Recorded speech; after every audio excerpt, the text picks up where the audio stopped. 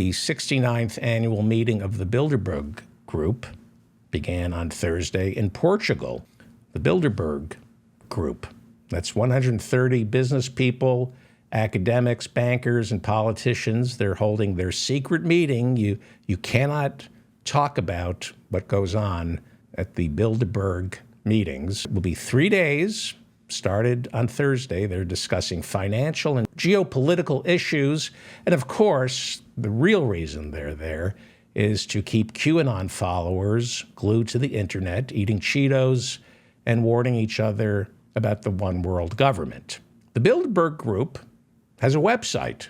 Good luck getting on it. I was able to get on it briefly. Traffic was busy all day. And the website says the topic of discussion at the Bilderberg Group meeting will be artificial intelligence with Sam Altman, founder and CEO of OpenAI. He just testified this week, warning about artificial intelligence. Sam Altman will be joining the Bilderberg Group. Also showing up for the Bilderberg Group will be Microsoft CEO Satya Nadella, former Google CEO Eric Schmidt, NATO Secretary General Jens Stoltenberg, and Ukrainian Foreign Minister Dmytro Kuleba. The CEO of Pfizer, Albert Bourla, will be meeting at the Bilderberg convention. Pay attention, anti-vaxxers. Albert Bourla, CEO of Pfizer, will be at the Bilderberg. I can't wait to read those chat rooms. BP, British Petroleum Chief Bernard Looney. That's a good name for the head of a fossil fuel company, Bernard Looney. Total Energies CEO Patrick Pouyanné. And the very evil Peter Thiel, the investor, Peter Thiel, the right-wing investor, Peter Thiel, will be there. And you can't have a meeting of evil warlords without Henry Kissinger, who is still alive. Henry Kissinger will be there because it's not a congregation of moral assassins unless war criminal Henry Kissinger is there. War criminal Henry Kissinger, still alive, because even Satan doesn't want Henry Kissinger. It's like God and Satan. You take him. I don't want him. The Bilderberg Group gets its name from the Bilderberg Hotel in the Netherlands, which is also Holland, by the way, if you're from QAnon. What's that about? Why are the Netherlands also called Holland? What are they trying to hide? Why do they have a double identity? QAnon should get on that. I want to know why the Netherlands also calls itself Holland. Very suspicious. The first meeting of the Bilderberg Group was held at the Bilderberg Hotel in 1954. And so they called it the Bilderberg Group. They named it after the hotel, the same way the Carlyle Group. Pay attention, QAnon. The Carlyle Group is named after the Carlyle Hotel in Manhattan. The Carlyle Group? Read about the Carlyle Group, how it's the biggest defense contractor in the world. Tony Blair, the Bush family. And so I know I have a lot of QAnon listeners. The Bilderberg Group is named after the Bilderberg Hotel, and the Carlyle Group is named after the Carlyle Hotel here in Manhattan. And I just found out the David Feldman Show fan club is named the Econo Lodge Easy 8 Motel Group. Apparently they love my fan club, holds their meetings in Newark, New Jersey at the Econo Lodge Easy 8 Motel. They love the hotel. You get a free bear claw in the morning. And so they've called my fan club the Econo Lodge Easy 8 Motel Group. So think about this, QAnon. You got the Bilderberg Group, named after the Bilderberg Hotel in the Netherlands. You got the Carlyle Group, named after the Carlyle Hotel in Manhattan. And the David Feldman Fan Club, named after the Econo Lodge Easy 8 Motel. They call it the Econo Lodge Easy 8 Motel group. They even kept motel in the name of my fan club. All right, I just want to see how many people I could push away from me. Prince Bernhard of the Netherlands, also of Holland. I want to know what that's about. Prince Bernhard of the Netherlands was the founder of the Bilderberg Group. It was founded by Prince Bernhard of the Netherlands. But he was not Dutch by birth. He married the Dutch royal family's Princess Juliana in 1937. Before he married Princess Juliana of Holland or the Netherlands or Dutch country, I don't think they ever called it Dutch country.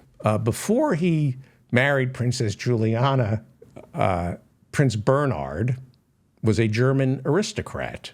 Or to put it another way, he was a Nazi. The founder of the Bilderberg Group, Prince Bernhard, was a Nazi. He was a member of the SS. And then he married in 1937. I mean, the Nazis were in full bloom, like the tulips in Holland, by 1937. And Prince Bernhard, member of the SS, married the Dutch royal family's Princess Juliana. Now, in all fairness to Prince Bernhard, during World War II, he fought against Hitler. Well, I have a tickle in my throat, QAnon. What is that about? Well, notice I'm talking about the Bilderberg Group, and all of a sudden there's a tickle in my throat. What's that about? I'd look into that. I didn't have any problems talking throughout the entire show. Suddenly I'm talking about the Bilderberg Group, and I got a tickle in my throat. Coincidence? I don't think so.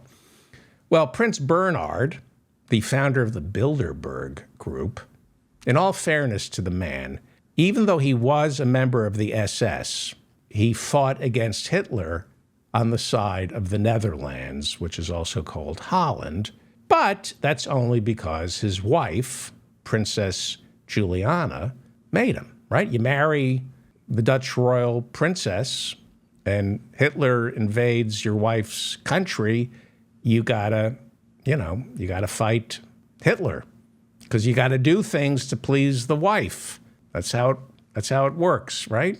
You marry Princess Juliana, you gotta have dinner with the Hohenzollerns every Friday night. You can't stand the wife, Magda Hollenzoller, loudmouth, but your wife is best friends with Magda Hollenzoller. You married the Dutch princess, you have dinner with the Hohenzollers. You got to listen to her and take arms against mein Führer. Happy wife, happy life.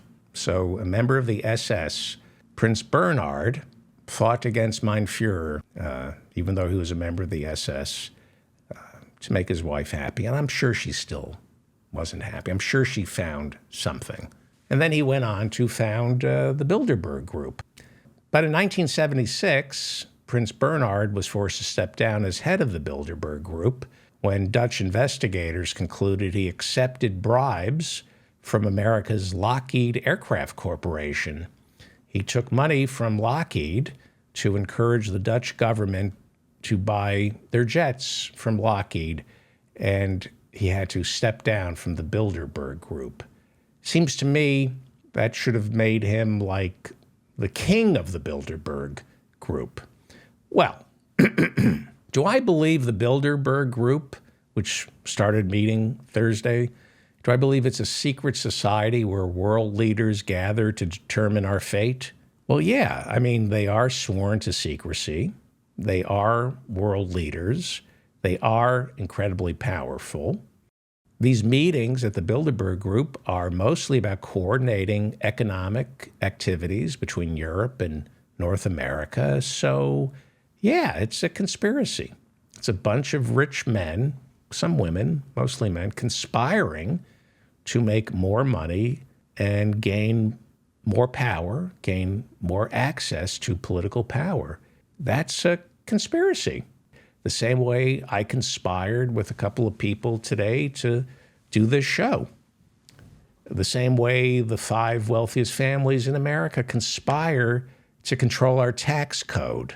See, you don't need to be suffering from paranoid delusions to believe the very rich and the very powerful work together, conspire, if you will, to transfer the world's assets upwards to them, right?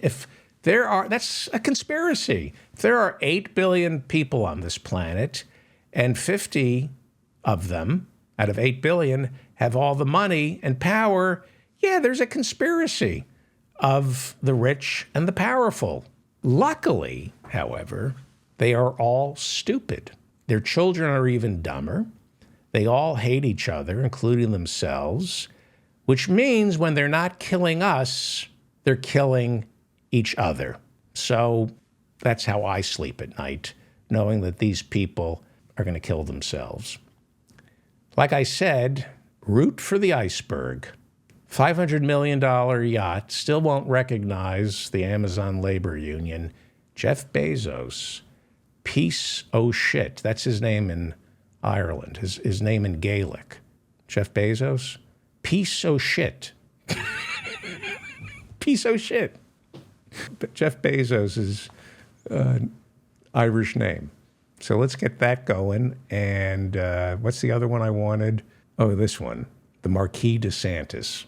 Let's make that his nickname, the Marquis de Santis. All right.